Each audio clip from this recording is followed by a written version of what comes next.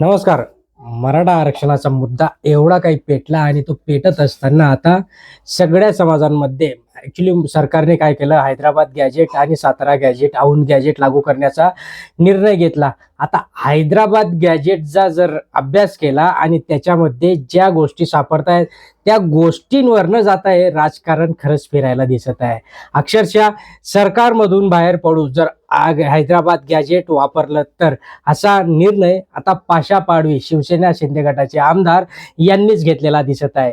म्हणजे नेमकं काय घडतंय, सरकारने या हैदराबाद गॅजेटच्या लागू करण्यामागे आपसात मध्येच भांडण लावलं की काय, किंवा आपल्यासोबत असणारे म्हणजेच एकनाथरावजी शिंदे हे देखील नाराज आहेत का, किंवा अजित पवार गट हे देखील नाराज आहेत का, ते अगदी आपण थोडक्यात जाणण्याचा प्रयत्न करणार आहोत. नेमकं हैदराबाद गॅजेट आहे तरी काय.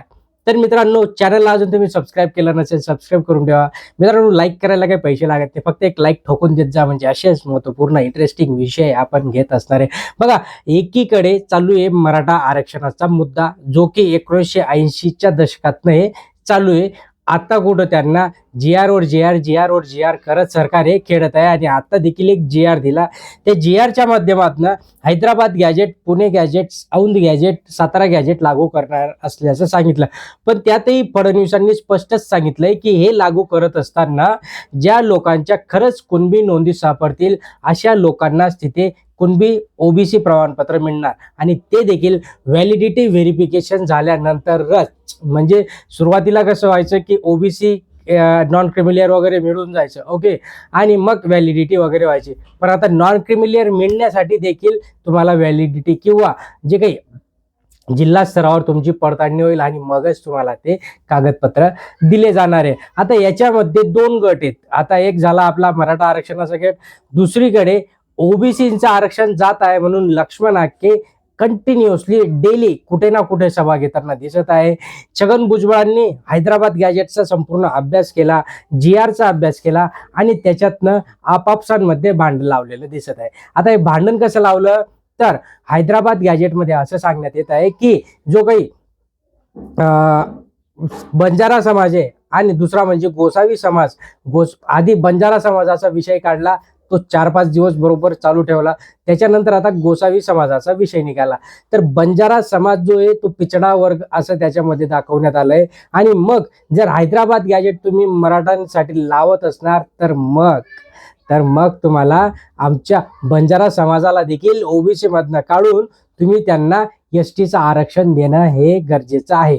आता दुसरीकडे गोसावी समाज, तर गोसावी समाजाचं देखील म्हणणं आहे की आम्ही देखील पिछडे आहोत आणि हैदराबाद गॅजेटचा जर तुम्ही लागू वापर करणार असाल तर मग आम्हाला देखील हा एसटी प्रवर्गामध्ये आरक्षण मिळणं गरजेचं आहे, जेणेकरून या सगळ्या सोयी सुविधा ज्या काही एसटी प्रवर्गाला मिळतात त्या आम्हाला मिळतील. आता मराठ्यांचं आरक्षण तर बाजूलाच राहिलं, ओके, त्यांचा आरक्षणाचा मुद्दाच बाजूला राहिला, त्यांचं वेगळंच काही. तर आता हे मध्येच काहीतरी उठणार होते आणि हे असं होणारच मित्रांनो. जर मराठा समाजाला यांनी सरसकट किंवा हैदराबाद गॅजेट वगैरे लागू केलं तर ओबीसी समाजामध्ये आता त्यांच्यामध्ये देखील ती एक ऊर्जा निर्माण होते आंदोलनाची, आणि आंदोलन त्यांनी चालू केलेलं ऑलरेडी आहे.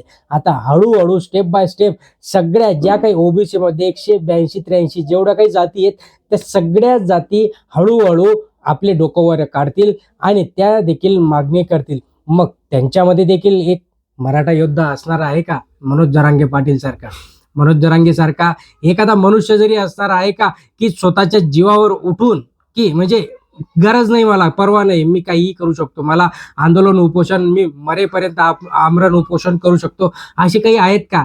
त्यातली सुरुवात म्हणजे लक्ष्मण हाकेंनी ऑलरेडी केली होती. लक्ष्मण हाकेंनी देखील उपोषण सुरू केलं होतं, पण ते त्यांनी थांबवलं होतं. मग असा मराठा योद्धा सारखा मनोज जरांगेंसारखा एखादा जरी निघाला तर मग दोघं समाजांमध्ये तेढ निर्माण होणार, दोघं समाजांमध्ये कंटिन्यू वाद होणार, भांडणं होणार, आणि मग कुठंतरी हे सरकार परत एकदा म्हणजे आरक्षणचा जो काही मुद्दा आहे ना, मुळात म्हणजे ते कोर्टात जाईल, कोर्टात टिकेल, ते काय ते वेगवेगळे खूप काही मोठे प्रश्न याच्यामध्ये उपस्थित आहेत.